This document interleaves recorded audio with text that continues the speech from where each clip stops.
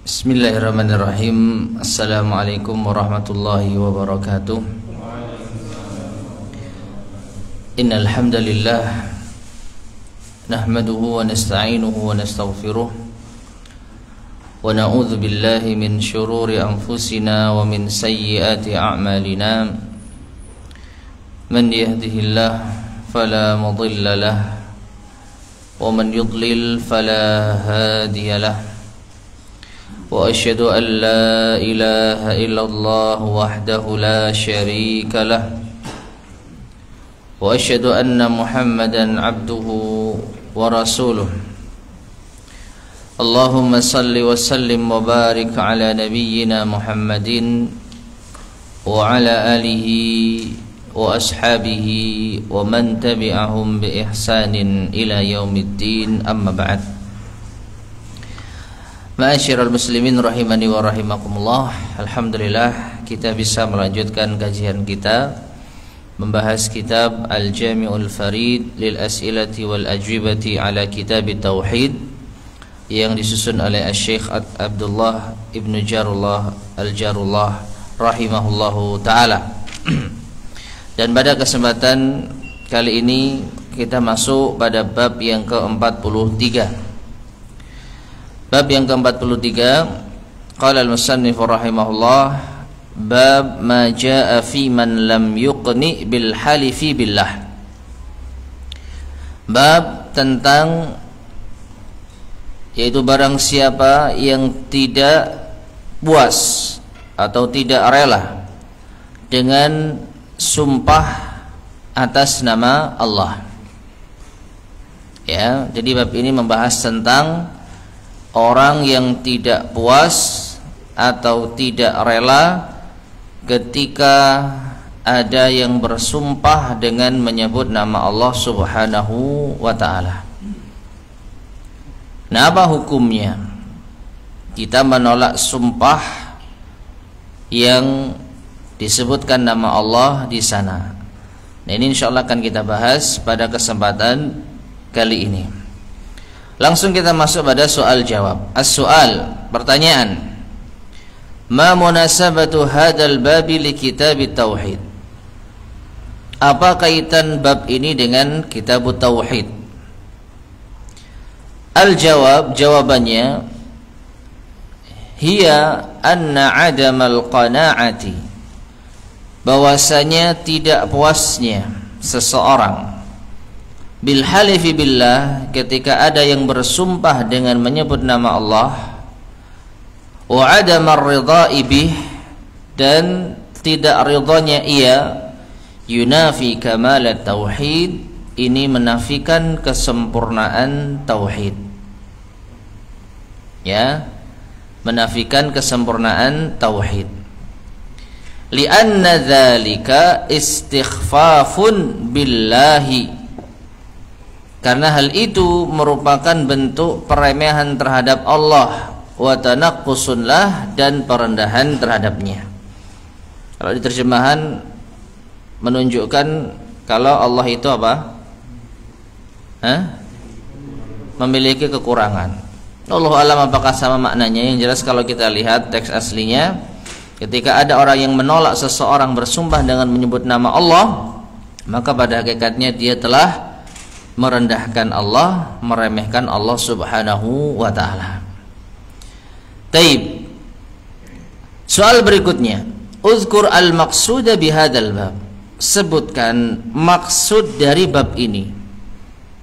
Wa mata yajibu ridha'ul mahlufi lah, dan kapan wajib untuk ridha atas bil halifi, dengan sumpah tersebut. Artinya orang yang diberikan sumpah, orang yang disampaikan sumpah kepadanya, itu kapan dia wajib ridha terhadap sumpah tersebut. Wa mata la yajib, dan kapan itu tidak wajib. Al-jawab, jawabannya, al-maqsudu, perhatikan ini maksud dari pembahasan kita ya. Sengaja saya baca secara cepat karena intinya di sini.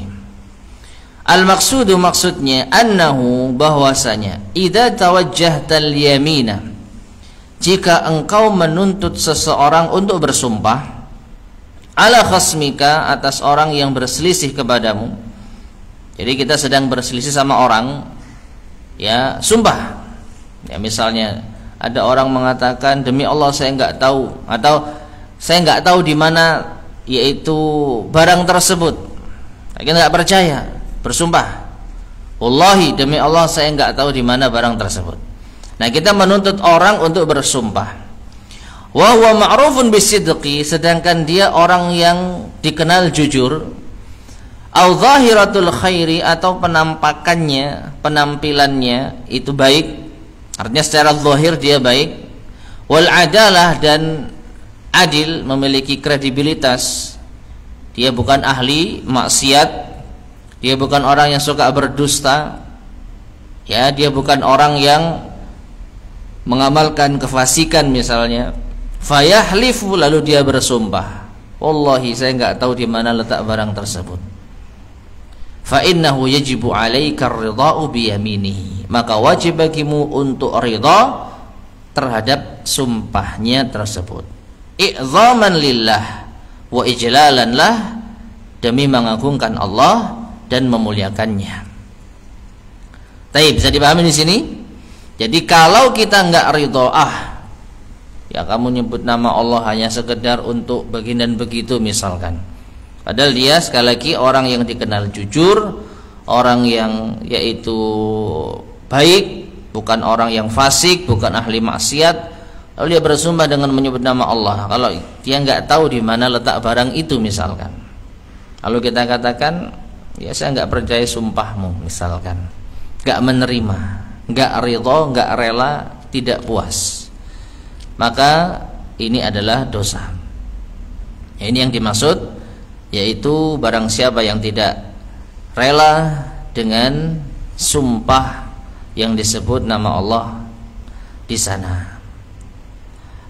Dan kebalikannya perhatikan, wa amma adapun man urifa minhul fujuru, barang siapa yang dikenal sebagai orang fajir, orang berdosa, ahli maksiat, wal kadhibu, dan juga berdusta, wa halafa ala ma tayaqqana kadhibuh, wa halafa, ya, dan dia bersumpah ala ma tayaqqana kadhibuh, apa yang kita yakini itu adalah dusta, fa innahu la yajibu 'alaika ar-ridha'u bi yaminihi, maka tidak wajib atasmu untuk ridha dengan sumpahnya. Wala yadkhulu takdzibuhu fil wa'id, dan tidak masuk pendustaan terhadap sumpah orang tersebut di dalam ancaman yang terdapat di dalam bab ini. Apa ancamannya nanti akan kita yaitu lanjutkan hadis Abdullah ibnu Umar radhiyallahu anhuma.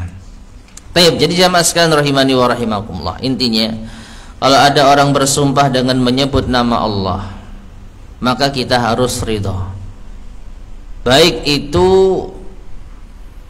sesuai dengan keinginan kita atau tidak sesuai dengan keinginan kita. Ya, orang bersumpah dengan menyebut nama Allah sesuatu yang mungkin tidak kita sukai.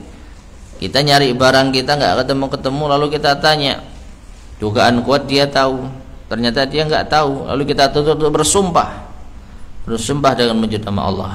Akhirnya dia bersumpah, wallahi saya tidak tahu di mana barang tersebut. Maka kita harus ridha, nggak boleh kita mencurigainya. Itu maksudnya. Kalau orang yang bersumpah tadi apa? Orang yang apa? Jujur, orang yang dikenal baik agamanya, bukan dikenal sebagai ahli maksiat, bukan dikenal sebagai orang fasik. Tapi jika sebaliknya, ya, maka kita berhak untuk mendustakannya. Kamu bohong, misalkan gitu ya. Lalu kita boleh untuk mencari tahu lebih detail lagi, untuk mengorek lagi informasi yang mungkin tidak kita ketahui. Nah, ini silahkan. Tapi kalau sama orang yang jujur, stop, dia bersumpah dengan menyebut nama Allah, kita sudah percaya dan kita tidak perlu mengorek-ngorek lagi. Nah, ini ya. Dan ini termasuk di antara bentuk pengagungan kita terhadap Allah. Itu intinya. Ini kaitannya dengan pembahasan kita. Kalau ada orang yang bersumpah dengan menyebut nama Allah, maka sudah, ya kita demi mengagungkan Allah Subhanahu wa taala kita percaya. Kita percaya. Taib. Nah, dalilnya atas larangan hal ini, An Ibnu Umar radhiyallahu anhuma, dari Ibnu Umar radhiyallahu anhuma, anna Rasulullah sallallahu alaihi wasallam qala, bahwasanya Rasulullah sallallahu alaihi wasallam bersabda, la tahlifu bi abaikum, jangan kalian bersumpah menyebut nama ayah-ayah kalian. Man halafa billahi falyasduq, dan barang siapa yang bersumpah dengan menyebut nama Allah, hendaklah ia jujur. Wa man hulifa lahu billahi falyarda, dan barang siapa yang diberikan sumpah kepadanya dengan nama Allah, hendaknya ia ridha. Wa man lam yarda falaysa minallah, dan barang siapa yang tidak ridha, maka falaysa minallah, bukanlah termasuk dia dari Allah Subhanahu wa taala. Ada yang mengatakan maknanya adalah falaysa min dinillahi fi syai', maka orang yang tidak ridha tatkala diberikan sumpah dengan menyebut nama Allah, itu sama sekali bukan termasuk agama Allah Subhanahu wa taala. Artinya agama Allah adalah orang yang percaya, orang yang ridha ketika Allah Subhanahu wa taala disebut di dalam sumpahnya. Nah, seperti itu. Jadi Nabi SAW mengatakan falaysa minallah, ini menunjukkan perbuatan dosa. Artinya Islam berlepas diri dari orang yang, yaitu seperti tadi, tidak ridha dengan sumpah yang disebutkan nama Allah di sana. Taib. Soal pertanyaan, malladzi yufiduhu hadzal haditsu, apa faedah dari hadis ini? Uzkur asyahida minhu lil bab, dan sebutkan asyahid, yaitu pokok utama atau pembahasan poin utama di dalam hadis ini terhadap bab kita. Al-jawab, jawabannya, yufidu, hadis ini memberi faedah. Awalan, yang pertama, tahrimal halifi bil aba, haramnya bersumpah dengan menyebut nama ayah atau nenek moyang. Ya. Dan kalau dalam bahasa Arab, sumpah itu diawali dengan salah satu dari 3 kata, 3 huruf, wawu, ba, dan lam, ta, ya. Wallahi, billahi, tallahi. Itu baru dianggap sumpah yang sah. Nah, tidak boleh menyebut nama bapak, ya, siapa misalkan nenek moyang yang diagungkan sehingga disebutkan di dalam sumpah. Karena Nabi SAW melarangnya. La tahlifu bi abaikum, jangan kalian bersumpah dengan menyebut nama ayah-ayah kalian. Nah, kalau bahasa Indonesia kayaknya cuma demi, ya. Tapi demi itu pun juga kemarin kita bahas kalau nggak salah itu apa ya, kemarin ada yang ingat nggak?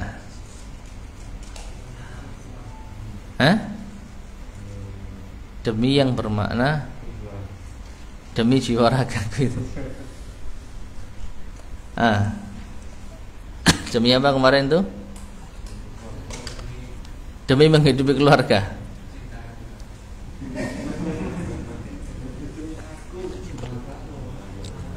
Iya, saya bekerja ini demi menghidupi keluarga. Itu tentu bukan sumpah. Nah, wallahu a'lam bishawab, apakah kata demi ini bisa menjadi sumpah yang sah, ya, di dalam syariat? Demi bapakku misalnya, atau demi fulan. Wallahu a'lam bishawab. Yang jelas kalau pakai bahasa Arab, ya, diawali dengan salah satu dari 3 huruf tadi. Tidak boleh untuk bersumpah dengan atas nama ayah atau nenek moyang. Itu faedah pertama. Tsaniyan, faedah kedua, wujubus sidqi fil yamini, wajibnya jujur di dalam sumpah. Hati-hati, enggak boleh kita dusta di dalam bersumpah. Ya, menyebut nama Allah tapi ternyata isinya dusta. Ini adalah dosa. Ya, termasuk di antara dosa. Salisan, yang ketiga, wujubur ridha'i 'alal mahlufi lahu billah. Wajibnya ridha atas seseorang yang diberikan sumpah itu padanya, yang disebutkan nama Allah. Ya, kita yang tadi nuntut orang untuk bersumpah, wallahi misalkan, ya saya tidak tahu di mana barangnya, maka kita wajib ridha, wajib menerima pernyataannya, ya, dengan persyaratan yang tadi sudah kita terangkan. Orangnya dikenal apa? Jujur, bukan ahli maksiat, bukan orang yang fasik. Maka wajib kita ridha, baik kita senang atau tidak senang, ya, baik kita ragu atau kita yakin. Mungkin saja kita ragu karena kita berharap barang itu ditemukan, tapi gimana lagi, dia sudah bersumpah dengan menyebut nama Allah. Ini harus dijaga, harus diagungkan. Kalau kita tidak percaya, berarti kita merendahkan Allah Subhanahu wa ta'ala. Orang itu sudah berani menyebut nama Allah, menunjukkan dia sudah menggantungkan urusannya kepada Allah. Terserah, saya sudah menyebut nama Allah, kalian percaya atau tidak. Ini berarti menunjukkan orang ini sudah serius. Ya, dia sudah, katakanlah kalau itu benar-benar orang yang tadi kita katakan jujur, ya sudah, dia menyerahkan segalanya kepada Allah. Kalau orang itu orang yang taat, lalu dia dusta, nggak mungkin dia berani bersumpah dengan menyebut nama Allah. Ya, kita waktu masih kecil, polos-polosnya kan takut kita itu. Ayo nang dibarangi, gak ngerti, wallahi gak wani. Karena kita tahu menyebut nama Allah ini pantang untuk berdusta. Wallahu alam kalau antum, ya.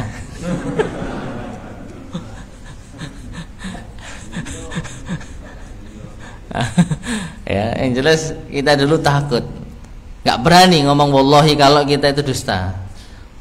Ya, wallahi, aduh, wallahi harus jujur ini berarti. Ya itu memang fitrah kita saat kecil dulu. Pantang. Kalau membujuk dusta mungkin hal yang biasa, tapi ketika sudah disebut nama Allah pantang untuk berdusta. Ini fitrah manusia.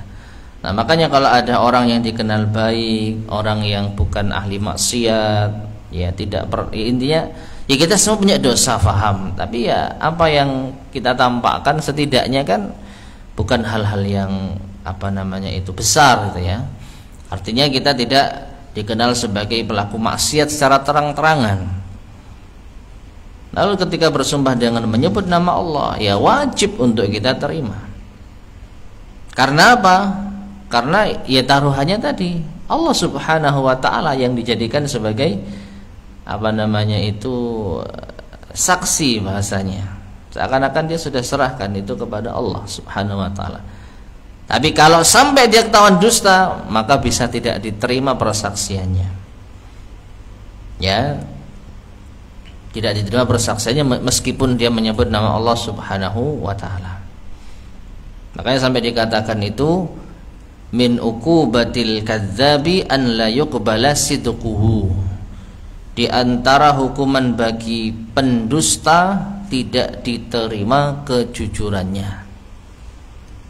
Ya, orang yang sudah biasa dusta sesekali jujur nggak percaya. Ini di antara hukuman. Kak, awakmu kasih dipercaya. Jadi kita temenan, meskipun beneran, maka kita berhak untuk tidak percaya. Karena orang ini sudah dikenal sebagai pendusta. Nah, jadi itu jamaah sekalian rahimani wa rahimakumullah. Wajib kita ridha ketika sudah disebut nama Allah di sana untuk percaya. Salisan yang Rabi'an yang keempat, Wa'idu man lam yarda bil halifi billah, ancaman bagi orang yang tidak ridha dengan sumpah atas nama Allah. Kalau enggak percaya, kalau kita menolak, maka kita terancam tadi ya. Ini bukan termasuk agamanya Allah Subhanahu wa taala. Ya, bukan Islam seperti itu. Dan yang terakhir wasyahidu, adapun poin utama minal hadisi dari hadis ini lil bab terhadap bab kita, qauluhu, yaitu sabda Nabi sallallahu alaihi wasallam, wa man lam yarda falaysa minallah, barang siapa yang tidak ridha maka bukanlah itu dari Allah sama sekali, bukan agama Allah sama sekali. Wallahu subhanahu wa ta'ala alam, Allah subhanahu wa ta'ala yang maha tahu. Taib jamaah sekalian rahimani wa rahimakumullah, ini bab yang ke-43 yang kita sudah bahas di kesempatan kali ini, dan insyaallah akan kita lanjutkan bab yang ke-44. Namun sebelumnya ada yang tanyakan tentang masalah ini? Ya. Setahu saya kalau sumpah itu dilanggar ada kafarat. Iya. Apakah janji tidak termasuk? Masuk janji, kemudian karena suatu hal, kemudian dia berhati, terus ada yang mana disamakan dengan sumpah tadi. Jadi harus menjalankan kafarat janji atau sumpah. Wallahu alam bisawab. Kalau janji itu tidak diiringi dengan sumpah, setahu saya tidak ada kafarahnya. Ya, besok datang ya, iya insyaallah. Janji, insyaallah janji. Ternyata nggak datang tanpa ada pemberitahuan, maka dia telah ingkar janji. Apakah ada kafaratnya? Setahu saya tidak ada. Tidak ada kafarahnya. Kafarah itu apabila dia menyertainya dengan sumpah. Wallahi besok saya pasti datang. Misalnya seperti itu. Wallahi besok saya pasti datang. Enggak datang. Apapun alasannya, uzur atau tidak ada uzur, maka dia wajib untuk membayar kafarah. Kalau ada uzur, ya sudah, qadarullah, tapi tetap dia bayar kafarah.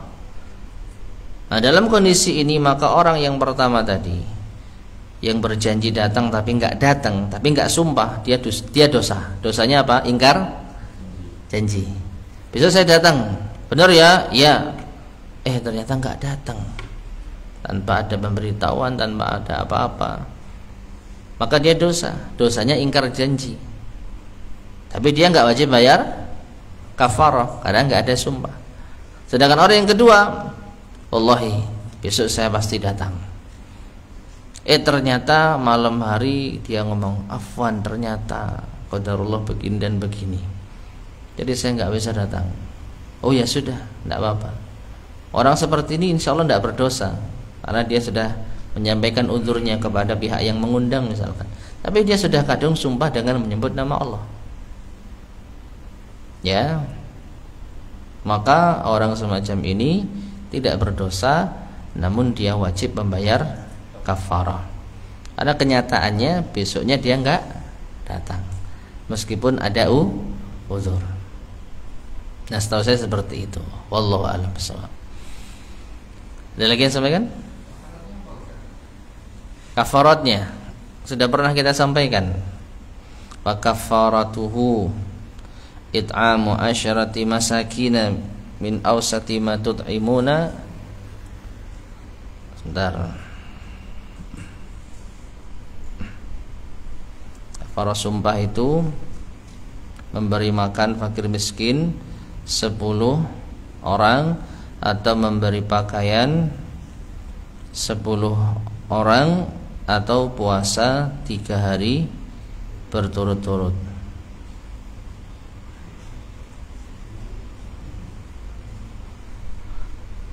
Dalam surat Al-Maidah ayat 89, Allah berfirman, la yu'akhidhukumullahu billaghwi fi aymanikum walakin yu'akhidhukum bima 'aqadtumul ayman. Allah tidak menghukum tidak menyiksa kalian disebabkan sumpah-sumpah yang kalian tidak sengaja, tapi Allah akan menghukum kalian disebabkan sumpah-sumpah yang kalian sengaja. Maka apabila melanggar sumpah, fakaffaratuhu, kafarahnya, hukumannya, dendanya adalah it'amu asyarati masakin min awsati ma tud'imuna ahlikum, memberi makan 10 miskin dari makanan pertengahan yang biasa kalian berikan makan untuk keluarga kalian, makan yang standar, bukan makanan yang murahan dan juga bukan makan yang mahal. Au kiswatuhum, atau afwan ya, au kiswatuhum, atau memberi pakaian 10 orang. Yang ketiga tadi saya salah, bukan puasa. Au tahriru raqabatin. Ini pilihan dulu. Au tahriru raqabatin, atau membebaskan budak. Nah, 3 ini boleh milih yang mana? Kasih makan 10 orang fakir miskin, atau kasih pakaian 10 orang fakir miskin, atau membebaskan budak. Faman lam yajid, tapi kalau enggak mampu 3-tiganya, fasiyamu thalathati ayyam, maka berpuasa 3 hari. Ada yang berpendapat di ayat yang lain, meskipun beda hukum, beda pembahasan, berturut-turut ya, meskipun ada juga mengatakan pokoknya 3 hari niat puasa kafarah. Dzalika kafaratu aimanikum idza halaftum, itulah kafarah denda bagi sumpah-sumpah yang kalian langgar ya. Nah ini, jadi kalau sudah bersumpah dilanggar, maka wajib membayar kafarah. Baik sumpah itu sumpah taat maupun sumpah maksiat. Sumpah taat ya seperti orang yang bernazar, wallahi kalau saya sembuh saya akan demikian dan demikian. Ternyata sudah sembuh tapi tidak melakukan sumpahnya. Ya, wallahi kalau saya sembuh saya akan sedekah 1 miliar. Misal, karena dia pengen dang sembuh, cek anu gitu. Ternyata gak duwe. Habis sembuh ternyata dia nggak punya apa? Uang.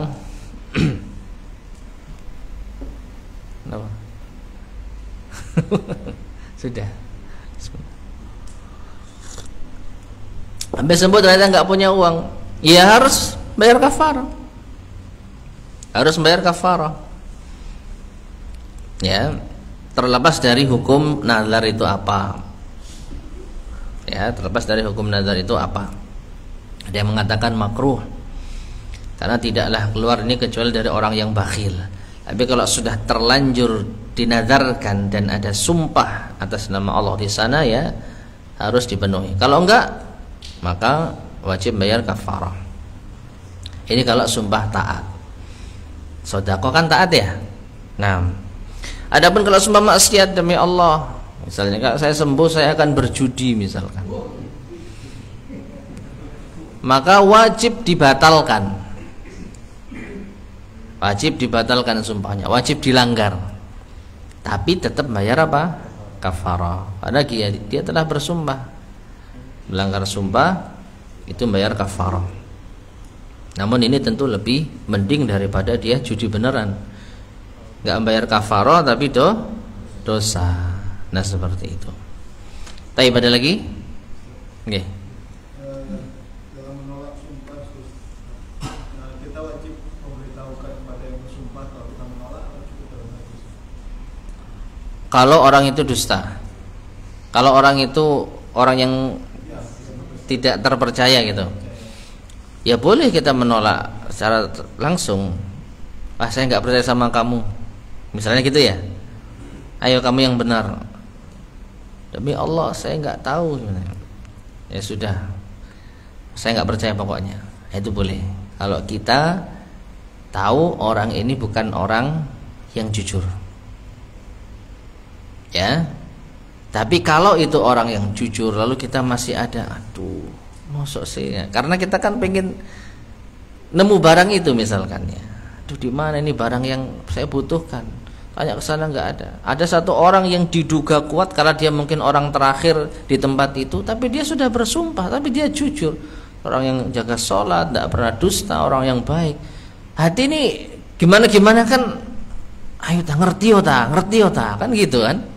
Tapi dia sudah bersumpah dengan nama Allah, wallahi saya nggak tahu Pak, saya memang terakhir di sini tapi saya nggak lihat.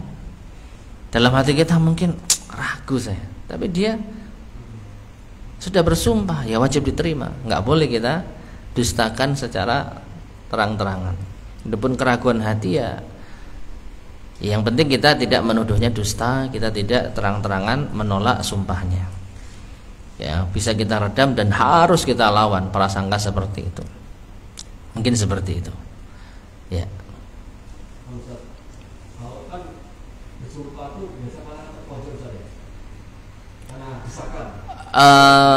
Bisa iya, bisa tidak. Karena misalnya desakan antara istri-istri semua beda gitu. Biasanya kan ada perempuan yang nanya, kamu sayang siapa sih? Kan dulu lagi sih masih kenal, tapi ngomongnya gua sayang. Kalau itu gimana? Kurang pengalaman.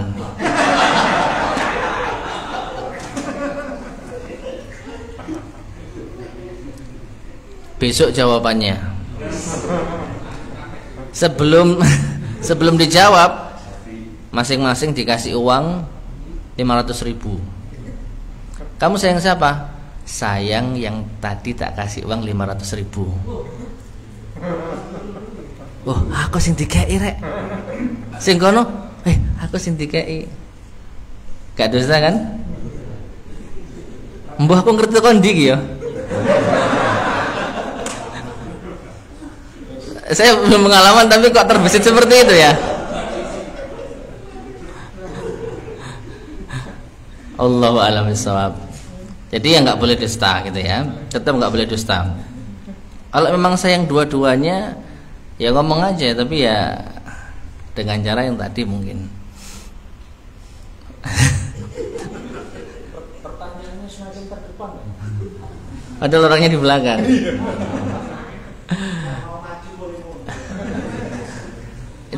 Itu yang tanya siapa ya? Bisa disuting mungkin ya. Masya Allah. Tapi ada lagi yang tanyakan? Fadol.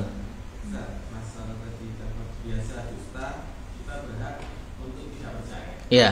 Kalau yang biasa dusta ini memberi ilmu, apakah itu juga mengambil ilmu dari dia? Wah, ini berat ini ya.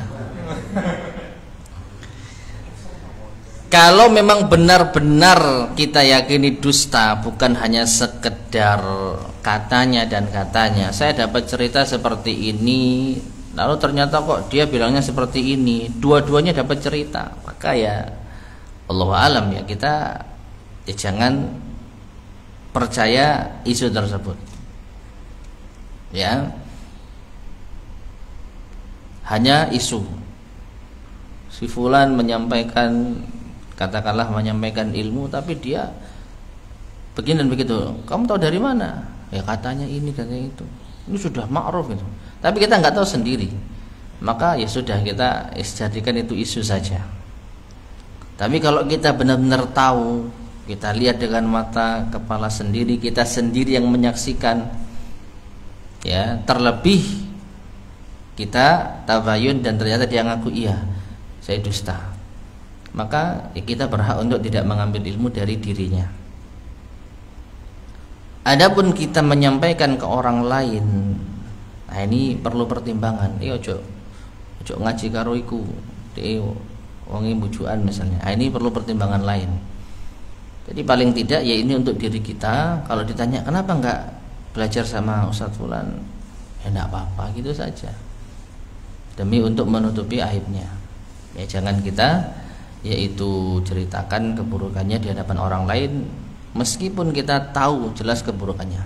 Nah kalau kita nggak tahu jelasnya, dengar sana sini, ya tentu lebih berhak untuk diam, lebih berhak untuk apa? Menahan diri. Ya wallahu a'lam bishawab. Jadi memang benar kalau ada seorang yang dikenal pendusta, ya lebih baik tidak ambil ilmu darinya. Itu kaidahnya seperti itu.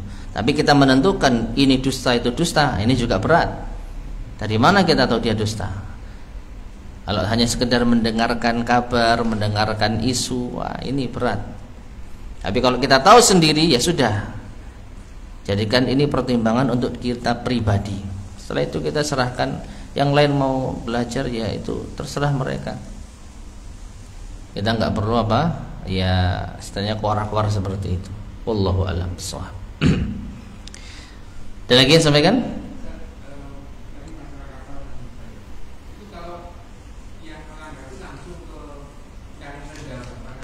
Yang melanggar? Nggak bisa. Mampu kok. Eman duitnya.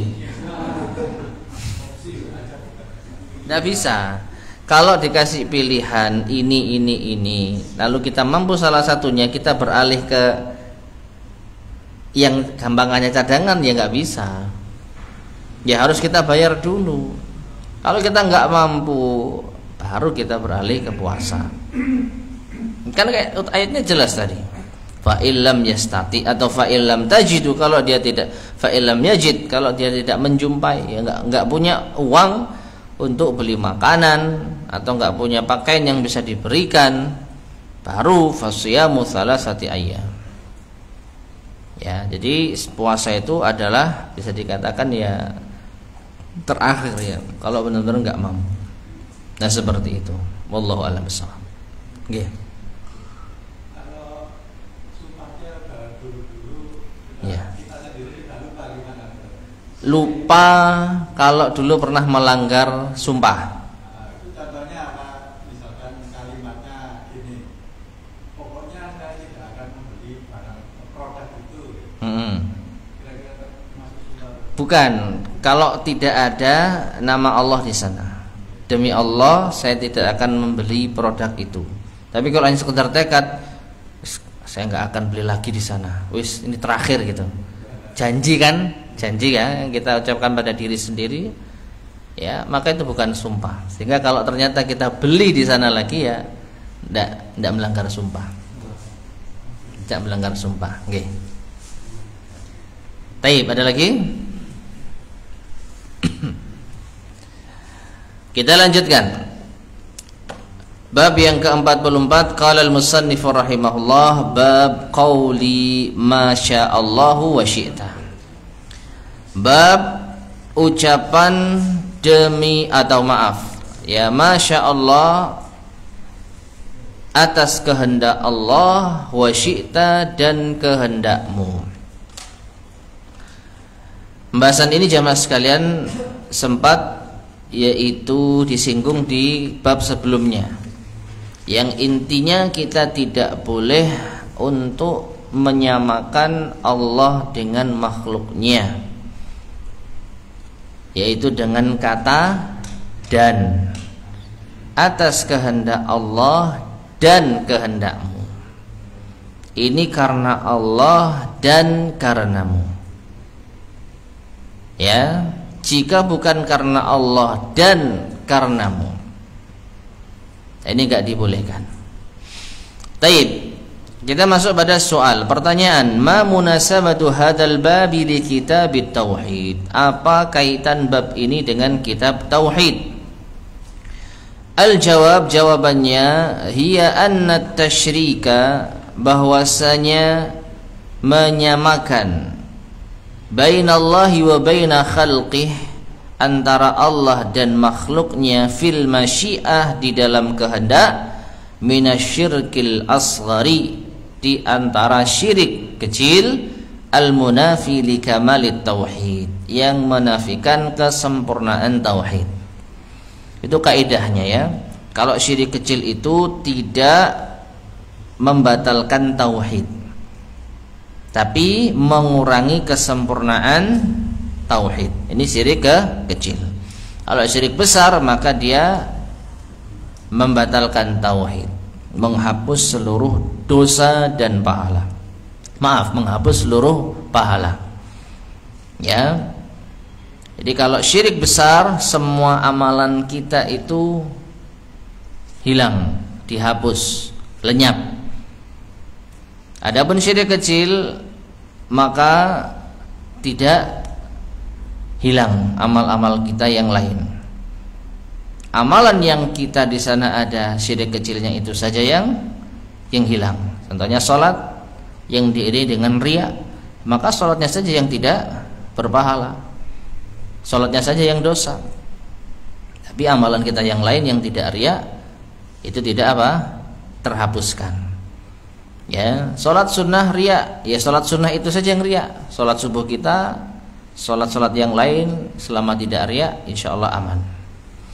Nah, jadi menyamakan antara Allah dengan hambanya dari segi apa? Dari segi disejajarkannya demi Allah. Nah, bukan demi Allah, afwan. Karena kehendak Allah dan kehendakmu. Jadi menyamakan kehendak hamba dengan Allah Subhanahu wa ta'ala. Ya. Dan sudah pernah kita sampaikan perbedaan antara dan dengan kemudian. Kalau dan itu menunjukkan penyetaraan, sama. Tidak ada yang lebih unggul antara satu dan yang lain. Yang kita contohkan kemarin apa? Datang. Ya, Ja'a Aliun wa Muhammadun. Ali dan Muhammad datang. Siapa duluan? Tidak dibahas. Yang penting dua-duanya sama, datang. Bisa Ali dulu, bisa Muhammad dulu.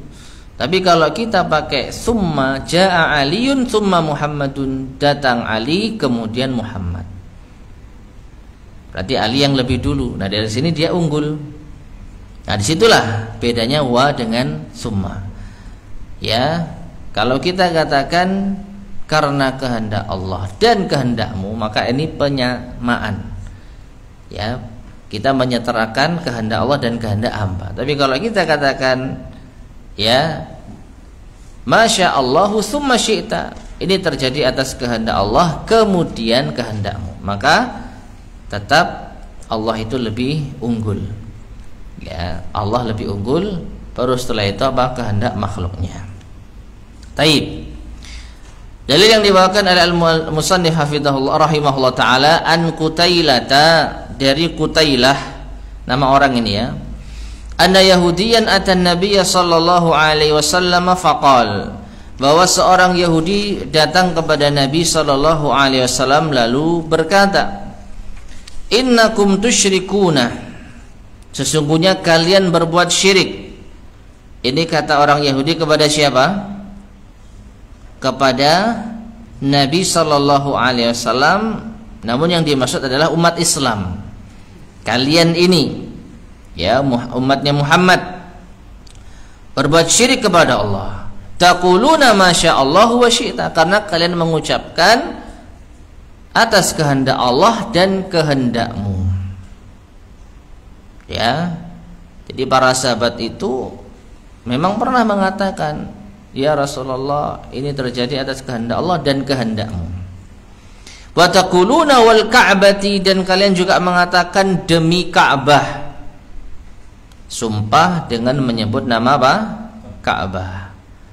Fa amarahumun nabiyyu sallallahu alaihi wasallam, maka Nabi sallallahu alaihi wasallam perintahkan mereka, yaitu para sahabat, idza aradu an yahlifu, jika mereka ingin untuk bersumpah, an yaqulu wa rabbil Ka'bah, hendaknya mereka mengucapkan demi Tuhannya Ka'bah. Ya, siapa Tuhannya Ka'bah? Allah. Jadi tambahkan Rabb, jangan wal Ka'bati, demi Ka'bah. Ya, kita bisa menghubungkan Ka'bah, tapi harus kita sandarkan kepada penciptanya, Tuhannya. Wa rabbil Ka'bah, demi Tuhannya Ka'bah. Wa an yaqulu, dan hendaknya mereka juga mengatakan masya Allahu summa syi'ta, atas kehendak Allah kemudian kehendakmu. Rawahu An-Nasa'i wa sahahahu, diriwayatkan oleh An-Nasa'i dan beliau mensahihkannya. Walahu aidan, dan juga diriwayatkan dari An-Nasa'i an Ibnu Abbasin, dari Ibnu Abbas radhiyallahu anhuma, anna rajulan qala lin Nabi sallallahu alaihi wasallam, ada seseorang datang kepada Nabi sallallahu alaihi wasallam, ya, kemudian berkata masya Allahu wa syi'ta, atas kehendak Allah dan kehendakmu. Faqal, maka Nabi SAW berkata, aj'altani lillahi niddan, apakah engkau jadikan aku bagi Allah sebagai tandingan? Bal masya Allah wahdah, bahkan ucapkanlah atas kehendak Allah semata. Baik. Nah, jadi ma'asyar muslimin rahimani wa rahimakumullah, dari dua hadis ini maka Nabi SAW melarang bersumpah dengan menyebut nama makhluk, sekalipun itu makhluk yang agung, Ka'bah. Kalau kita mau menyebut nama Ka'bah di dalam sumpah kita, sandarkan kepada Tuhannya, wa rabbil Ka'bah, demi Tuhannya Ka'bah. Dan kita dilarang untuk mengucapkan atas kehendak Allah dan kehendakmu dan kehendak fulan. Kalau kita mau menambahi kehendak fulan, maka hendaknya ditambahkan summa, kemudian. Atau hanya Allah saja, kehendak Allah, titik, ya, tanpa perlu menambahkan kehendak si fulan. Taib. Soal pertanyaan, ma hiya Qutailah wa ma alladhi yadullu alaihi hadzal haditsu? Siapa Qutailah yang disebutkan dalam yaitu hadis ini, dan apa yang ditunjukkan atasnya dari hadis ini? Al-jawab, jawabannya, Qutailah hiya bintu Sayfi. Qutailah adalah putri dari Sayfi, sahabiyatun muhajiratun, wanita sahabat yang berhijrah. Jadi seorang sahabiyah, ya. Wa yu'khadhu min hadithiha, dan diambil faedah dari hadisnya. Awalan, yang pertama, qabulul haqqi mimman jaa bih walau kana yahudiyan, yaitu kita hendaknya menerima kebenaran dari siapapun yang datang meskipun dia orang Yahudi. Ya. Jadi Yahudi ini datang kepada Nabi SAW, lalu Nabi SAW apa? Membenarkan. Buktinya apa? Nabi akhirnya memberikan arahan kepada para sahabat, jangan menyebut atau jangan bersumpah dengan menyebut Ka'bah langsung, tapi sebutlah Rabbil Ka'bah. Ya, kritikannya Yahudi diterima. Benar itu, ya. Orang-orang ada yang menyebut nama Ka'bah secara langsung di dalam sumpahnya. Dan yang kedua, orang Yahudi juga mengatakan, kalian mengatakan demi Allah dan demi engkau, atau atas kehendak Allah dan kehendakmu.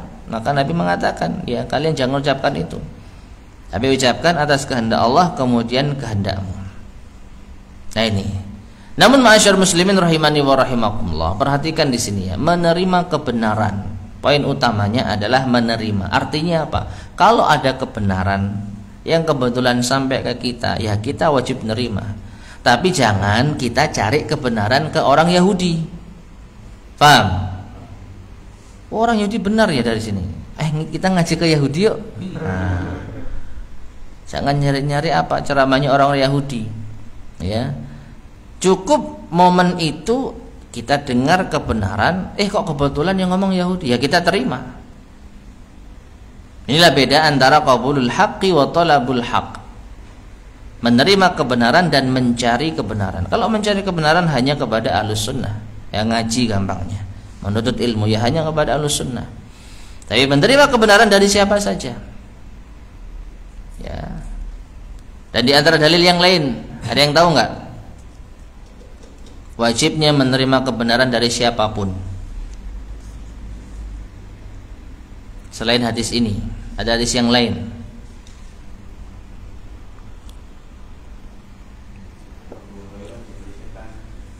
Ya, hadis Abu Hurairah radhiyallahu anhu, ketika dia menjaga setan atau jin yang diikat di tiang, kemudian setan ini mengatakan, bacalah ayat kursi, baca ayat kursi agar tidak diganggu oleh syaitan. Nah, setelah itu Abu Hurairah mengatakan hal itu kepada Nabi SAW. Shadaqa wa hiya kadub, dia jujur meskipun dia itu pendusta. Artinya apa? Yang dia sampaikan benar, kalau ayat kursi itu bisa menjaga diri dari syaitan. Tapi setannya sendiri, jin itu sendiri pendusta. Ya, jadi menerima kebenaran wajib, tapi mencari kebenaran harus kepada ahlus sunnah. Buktinya setelah itu Abu Hurairah, apa meneh setan? Ayo ajaran aku meneh, enggak gitu. Cukup sekali saja. Itu pun setelah dilaporkan kepada Nabi SAW. Abu Hurairah khawatir setan ini apa? Ngaco gitu ya. Jangan-jangan dia cuman ngarang ayat kursi menangkal setan. Ternyata benar kata Nabi SAW. Ya sudah, hanya itu saja. Selebihnya ya tidak dipercaya. Jadi bedakan antara menerima kebenaran dengan mencari kebenaran. Taib. Sanian yang kedua, faedah dari hadis ini, tahrimu qauli ma sya'allahu wa syi'ta wa annahu minasyirk. Haramnya ucapan atas kehendak Allah dan kehendakmu, dan ini termasuk kesyirikan.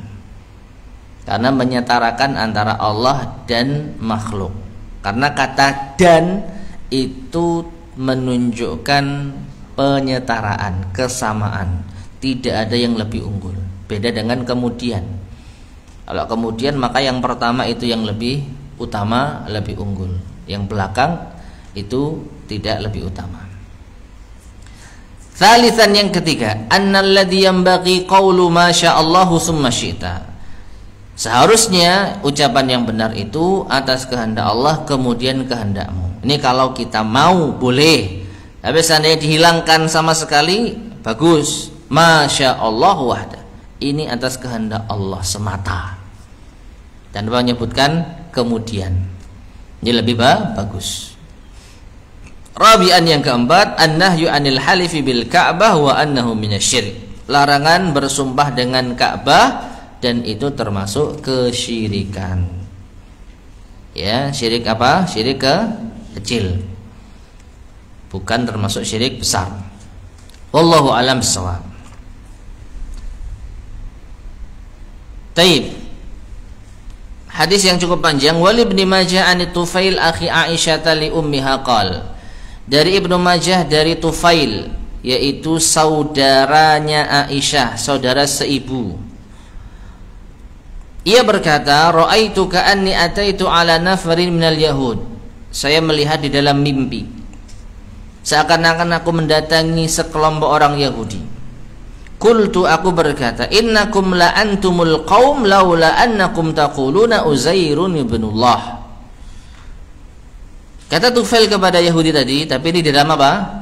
Mimpi. Sesungguhnya kalian itu kaum yang baik, ya, kaum yang sempurna, nanti sebagaimana dijelaskan di dalam syarahnya. Seandainya kalian tidak mengucapkan Uzair itu anaknya Allah. Qalu, mereka orang-orang Yahudi menjawab, wa antum la antumul qaum, kalian itu umat Islam sungguh benar-benar kaum yang baik dan sempurna. Laula annakum taquluna ma sya'allah wa sya'a Muhammad. Seandainya kalian tidak mengatakan atas kehendak Allah dan kehendak Muhammad. Jadi ini apa? Kritikan dari orang Yahudi terhadap umat Islam. Tsumma marartu binafarin minan nasara. Lalu aku melewati sekelompok dari orang Nasara, masih di dalam mimpi. Faqultu, lalu aku berkata, innakum la antumul qaum laula annakum taquluna al-masihu ibnullah. Sesungguhnya kalian benar-benar kaum yang baik, yang sempurna. Seandainya kalian tidak mengatakan Al-Masih, yaitu Nabi Isa adalah anaknya Allah. Qalu, mereka orang Nasara menjawab, wa innakum la antumul qaum. Sesungguhnya kalian benar-benar umat atau kaum yang baik. Ya, laula annakum taquluna ma sya'allah wa sya'a Muhammad. Seandainya kalian tidak mengucapkan atas kehendak Allah dan kehendak Muhammad. Falamma asbahtu, ketika aku bangun di pagi hari, akhbartu biha man akhbartu, aku pun mengabarkan mimpi ini kepada orang yang aku temui. Tsumma ataitun nabiyya sallallahu alaihi wasallam. Lalu aku datang kepada Nabi sallallahu alaihi wasallam, fa akhbartuhu, lalu aku mengabarkan kepada beliau.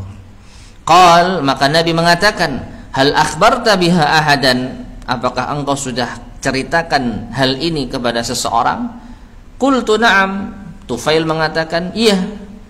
Qal, maka Nabi SAW pun berkata, fahamidallah, akhirnya beliau memuji Allah, wa asna alaihi, dan menyanjungnya. Tsumma qal, lalu beliau bersabda, amma ba'd, fa inna Tufailan ra'a ru'yan.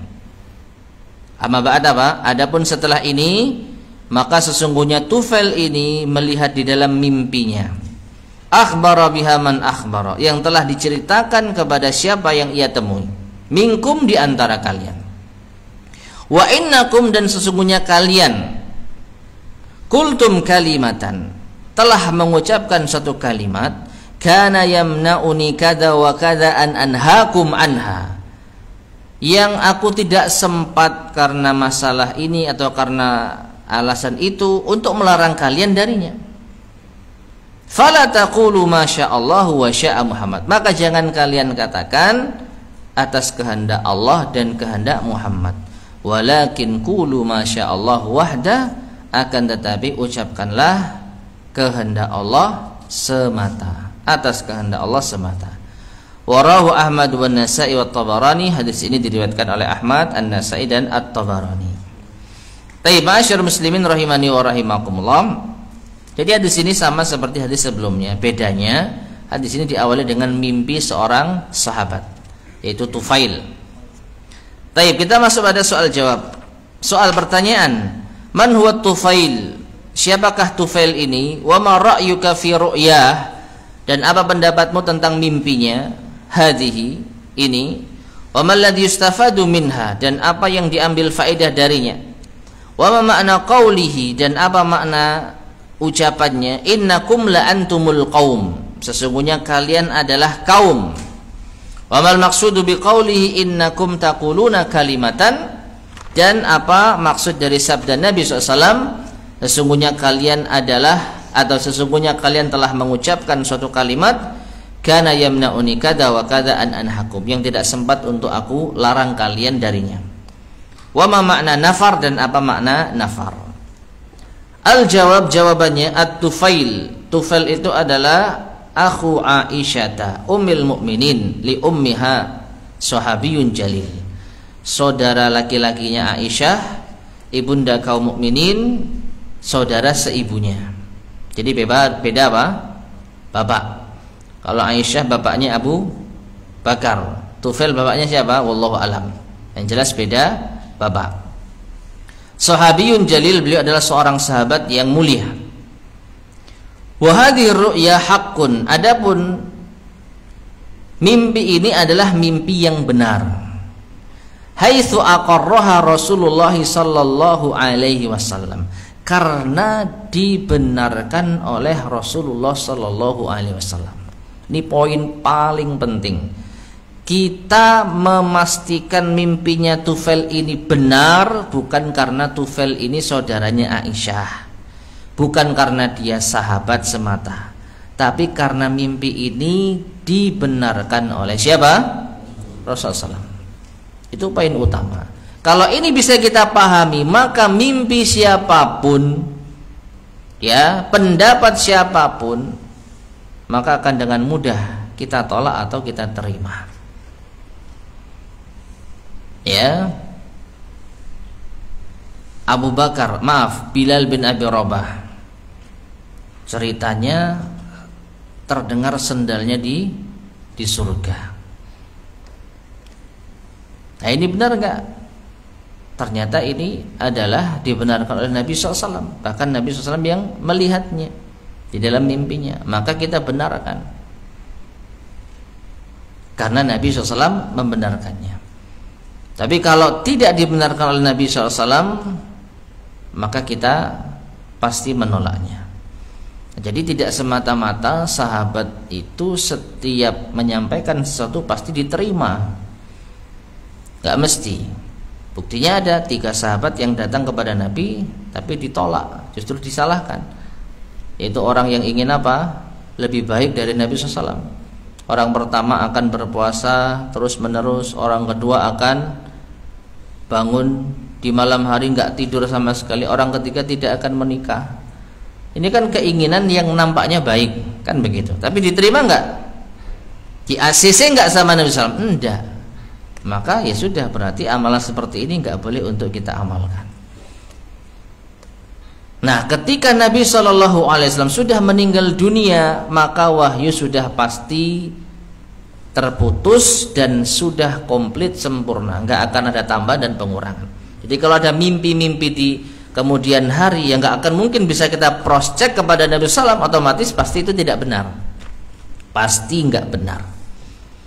Saya bermimpi melakukan ini, melakukan itu, ya kita nggak bisa ngecek lagi kepada Nabi. Sedangkan Nabi sudah meninggal dunia sallallahu alaihi wasallam, maka agama sudah sempurna. Mimpimu nggak benar, mimpimu keliru. Tapi kalau ternyata dia mimpi sesuatu yang benar dan dibenarkan dalam hadis, ya kita benarkan. Simple, sederhana.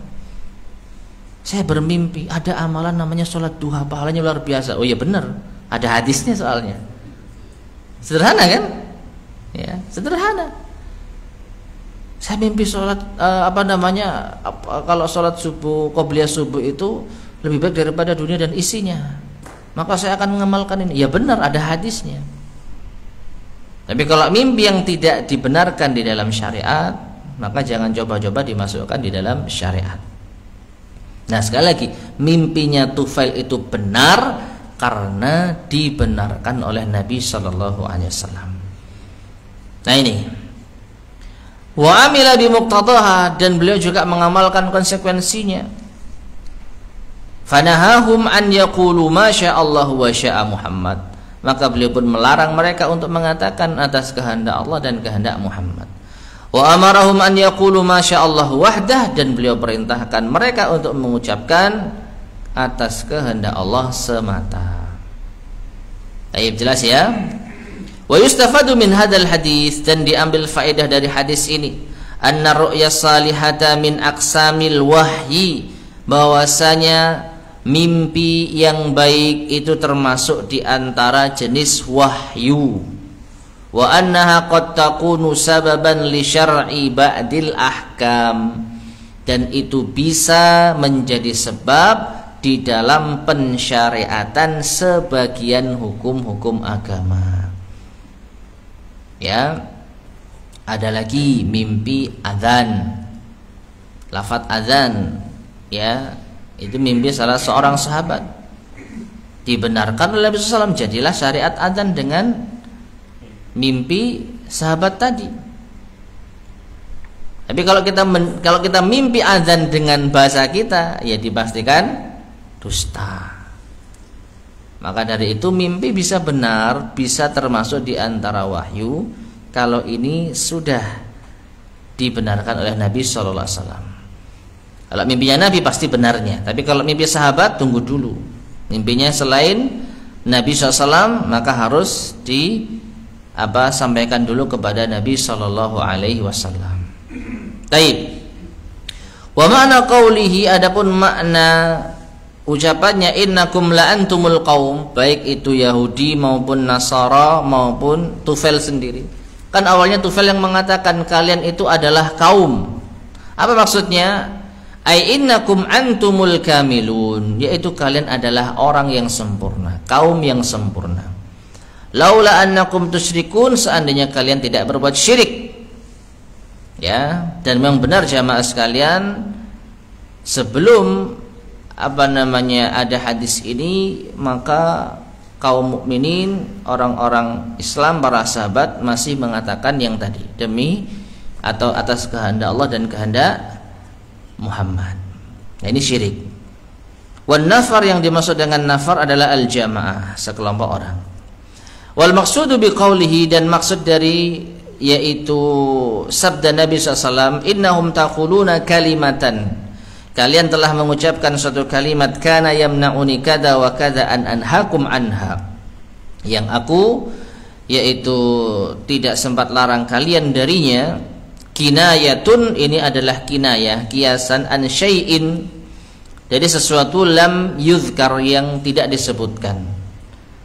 Wa fi ba'di riwayat, ya, dan di dalam sebagian riwayat, annahu kana yamna'ul al-haya'u minhum, bahwasanya yang menghalangi Nabi untuk menyampaikan karena rasa malu.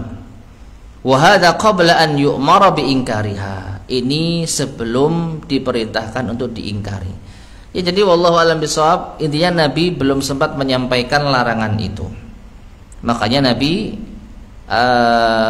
makanya mereka para sahabat masih mengucapkan kalimat tadi, atas kehendak Allah dan kehendakmu. Ya, falamma ja'al amrul ilahiyyu birru'yas salihah, dan ketika datang perintah dari Allah sang ilah dengan ru'yah, dengan mimpi yang benar, angkaraha, maka Nabi pun mengingkarinya. Wa nahahum anha nahyan balighan, dan Nabi pun melarangnya dengan pelarangan yang jelas. Walam yastahi min dalik, dan Nabi tidak malu lagi.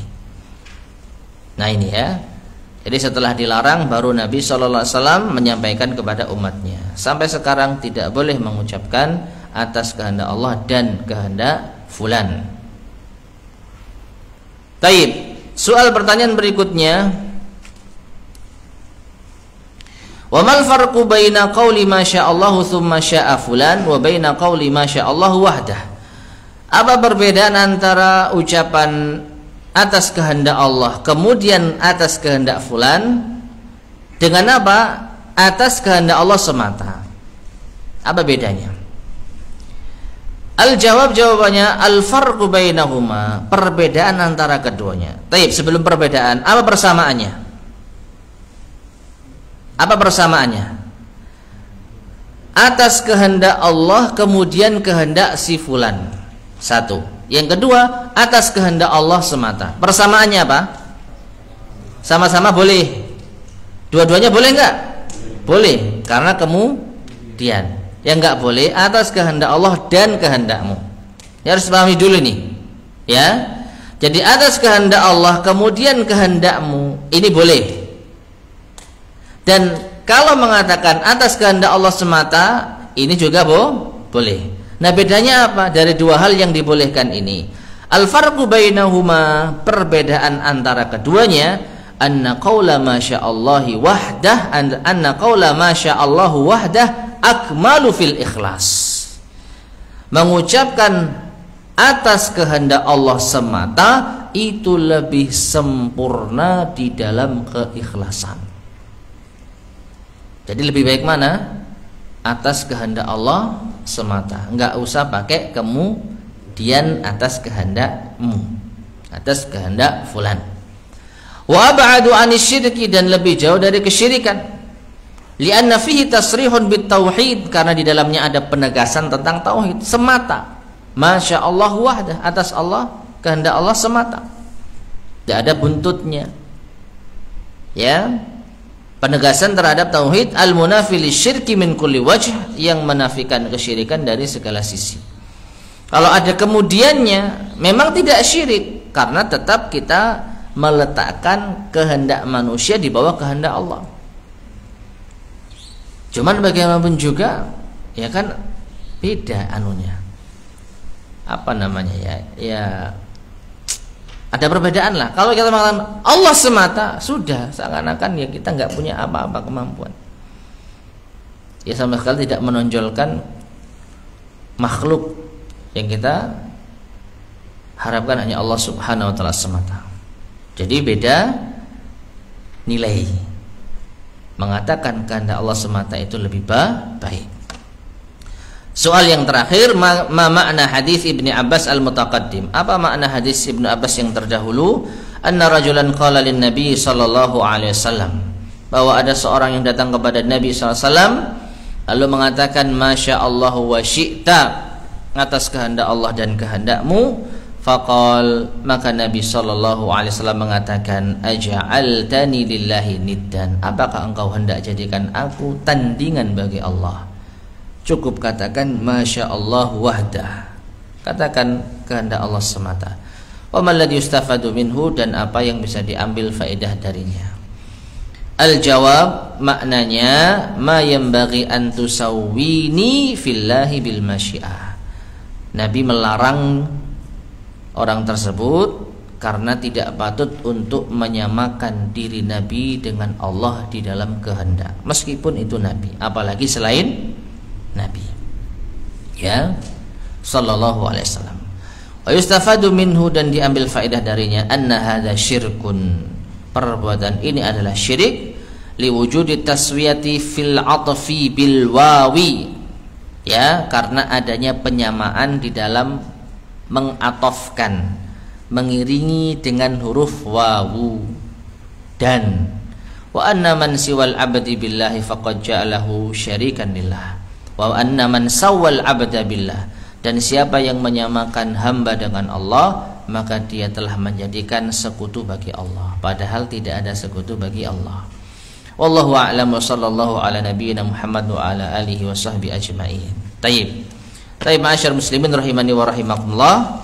Ini akhir dari bab yang ke-44. Kesimpulannya insyaallah jelas, tidak boleh kita menyamakan kehendak Allah dan kehendak hamba. Itu yang pertama. Dan yang kedua, tidak boleh kita bersumpah dengan menyebut nama selain Allah. Wallahu a'lam bishawab. Taib, sampai sini dengan sampaikan.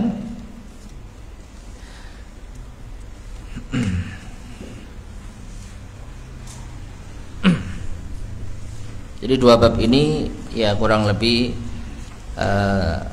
ada kaitannya ya. Terlebih bab yang kemarin itu sebenarnya. Ini kaitannya dengan bab yang kita bahas sekarang, bab yang ke-42. Nah, Taib, tidak yang tanyakan?